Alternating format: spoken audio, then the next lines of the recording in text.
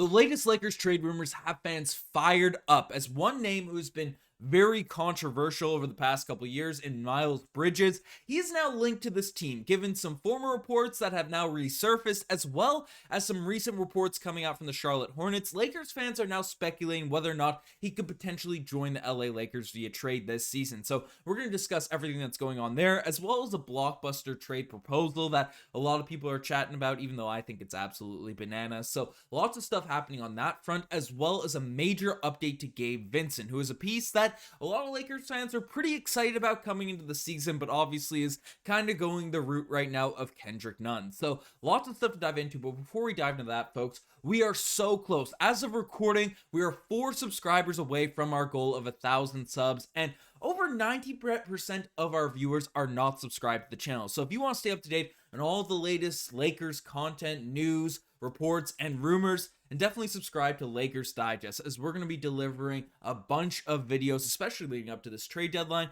covering this Lakers team. But let's dive into all these news, all this reports, and see what's going on around Lakerland. And the first thing we're taking a look at is a massive Gabe Vincent update. And I said it in the intro, Gabe Vincent was a guy that a lot of Lakers fans were pumped up about coming into this season, signing him on a pretty reasonable contract given what he was able to provide for those Miami Heat teams that made deep playoff runs. Kyle Lowry is a player that wasn't super healthy, and Gabe Vincent stepped up to be the lead point guard on a lot of nights, spacing the floor, playing defense, and was a really valuable piece to a team that made deep runs in the playoffs. And now on the Lakers roster, with sort of an opening, D'Angelo Russell, the questions about him being the starting point guard given his playoff performance last season, losing Dennis Schroeder this summer, to the Toronto Raptors, and needing another defensive presence, fiery sort of guy to come off that bench and light a spark under this Lakers team. People are hyped. People are amped about Gabe Vincent, but obviously he has barely played this season. When he has played, it hasn't been too remarkable, but basically, we have an update regarding his newest injury, as news has come out that Lakers have announced that Gabe Vincent underwent successful arthroscopic surgery on his left knee Wednesday. So Vincent will be reevaluated in 8 weeks to check on his progress. So 8 weeks is a pretty long time over the course of an NBA season. He's not been ruled out for the year just yet, but 8 weeks, you're kind of creeping now. We're coming into January. New Year's is coming, folks. But, we're creeping into sort of February, end of February, early March in terms of a potential return date.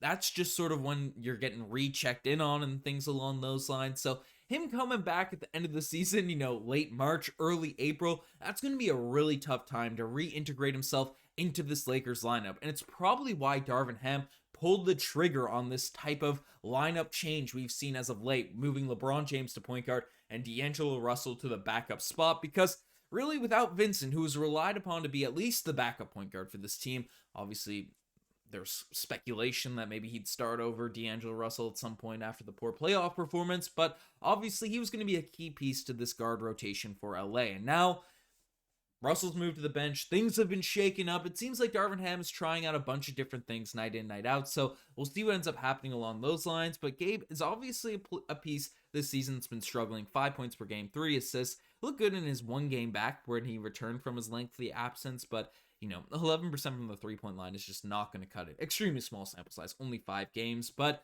is a piece that I think could be a valuable asset to the Lakers kind of long term. His contract is extremely reasonable, but the injury bug just sucks. So hopefully he doesn't go the way of Kendrick Nunn, barely ever play for this Lakers team, but we'll see what ends up happening for Gabe Vincent, and wishing him a speedy recovery. But let's dive into the news that has a lot of people fired up. And basically, Miles Bridges rumors have been escalating. Now, these are all rumors here now at this point. There hasn't been any crazy reports. There's one tweet that I saw going around Twitter that people were saying, oh, Miles Bridges, the Lakers are pursuing or expected to pursue Miles Bridges. That's basically referencing a report from a year ago. So let's not buy into any crazy stuff like that. But it is a player that people are currently talking about right now for a multitude of reasons, because this report has come out from the Charlotte Hornets that basically said that there's not a lot of confidence in Miles Bridges will re-sign in Charlotte in the 2024 offseason, according to Jake Fisher. So that came out, a little while ago. And then Shams basically released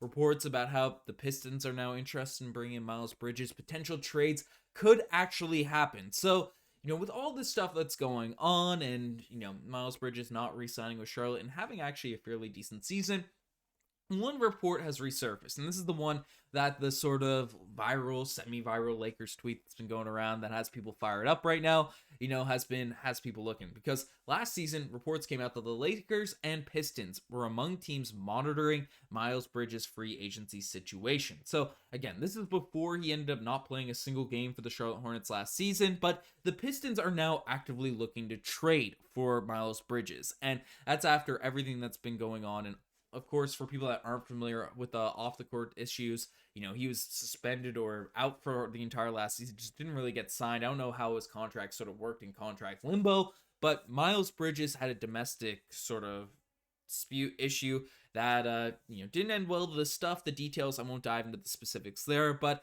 you can sort of look those things up. But it's not a great look in terms of his off-the-court sort of things. We're going to focus on the on-the-court stuff in this video. But again, you're dealing with all those off-the-court issues if you potentially acquire a Miles Bridges, which, again, some GMs, some fans, some people might just say, let's rid ourselves of this, let's not get involved. Apparently, even 2 months ago, a year after all this stuff happened, he violated parole, and I'm not sure the legitimacy if it's absolutely charged and things. I don't want to become a TMZ reporting off the court stuff continuously in these vids, but on the court, if the Lakers do have serious interest in Miles Bridges, he is a piece that is a good basketball player. There's no ifs, ands, or buts about it. He's 6'7", so a bit undersized for a forward, but can space the floor. Is a solid athlete, elite in the dunk contest, averaging 27 and 3 so far this season. 86% from the free throw, all that type of stuff. Only 25 years old, and you can probably get him for cheap as well, whether you trade and potentially re-sign him in the offseason.